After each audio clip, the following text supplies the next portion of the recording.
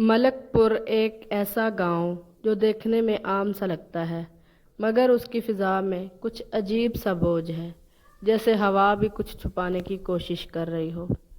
اس گاؤں میں ایک پرانی روایت ہے، بلکہ کہہ لیجئے خوفناک لعنت ہے۔ ہر سال 14ویں رات کو ایک درویش آتا ہے جو گاؤں کے باہر برگد کے درخت کے نیچے چلہ کاٹتا ہے۔ لیکن یہ کوئی عام چلہ نہیں ہوتا۔ یہ چلہ کاٹنے والا درویش سایوں سے باتیں کرتا ہے، ایسے سائے جو انسانوں کی طرح سانس لیتے ہیں، مگر ان کی آنکھیں نہیں ہوتی، صرف سیاہ خلا۔ لوگ کہتے ہیں کہ وہ جنات نہیں بلکہ چھائے ہیں، جو صرف خاص وظیفے اور چلے سے بلائے جاتے ہیں۔ پورا گاؤں اس رات گھروں میں بند ہو جاتا ہے، کھڑکیاں، دروازے، مقفل، چراغ بجھائے جاتے ہیں۔ بچوں کو خاص طور پر ہدایت دی جاتی ہے کہ وہ نیند سے جاگے بھی نہ۔ گاؤں کے بوڑھے کہتے ہیں کہ جو درویش کے چلے کے دوران اسے دیکھ لے وہ کبھی ویسا نہیں رہتا، اس کی آنکھوں کی روشنی برداشت ہی نہیں کر پاتی اور ذہن کسی اور دنیا میں چلا جاتا ہے۔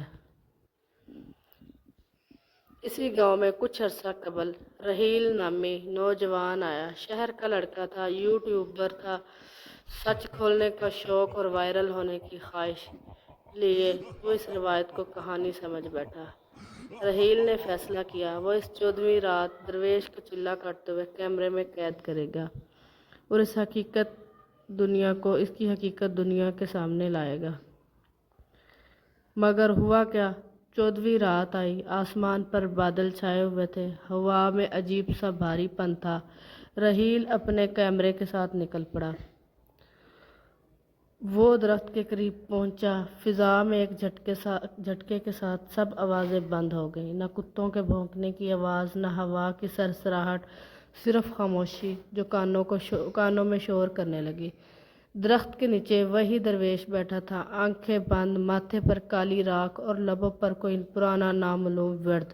رحیل نے کیمرہ آن کیا۔ اچانک درویش کی آنکھیں کھل گئی۔ وہ سرخ نہ تھیں بلکہ مکمل سیاہ، جیسے ان کے اندر خلا ہو۔ تم نے میرے سائے جگا دیے، درویش کی آواز گونجی، جیسے ہر طرف سے آ رہی ہو۔ جیسے ہی اس نے یہ کہا، پیچھے سے سائے نکلنے لگے، دھند جیسے نظر آنے والے، مگر ان کی حرکات انسانوں جیسی تھیں۔ ان کی انگلیاں لمبی اور بے ساختہ مڑتی ہوئیں۔ ان کی ہنسی وہ ہنس نہیں جیسے درد سے چیخ رہا ہو کوئی، مگر خوش ہو رہا ہو۔ رحیل پیچھے ہٹا، مگر قدم اس کے جم چکے تھے۔ کیمرہ گر گیا۔ آخری منظر میں وہی درویش رحیل کی آنکھوں میں جھانکتا نظر آیا اور پس منظر وہ سایہ رحیل کو لپیٹنے لگے۔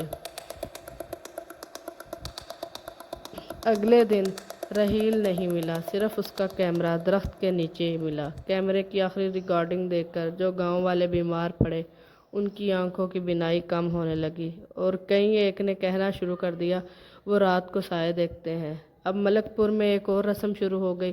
جو بھی درخت کے قریب جاتا وہ خود بخود چلہ کاٹنے لگتا، جیسے درویش کی جگہ لینے والا ہو۔ کہتے ہیں کہ چلہ کبھی ختم نہیں ہوتا، صرف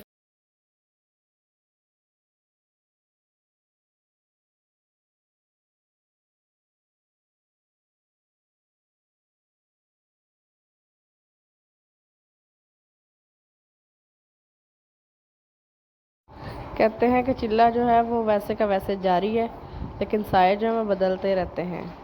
کیا آپ کو لگتا ہے کہ وہ درویش واقعی انسان تھا یا کوئی اور مخلوق؟ اگر آپ اس درویش کے قریب ہوتے تو کیا اسے جگاتے یا دور سے ہی دیکھتے رہتے؟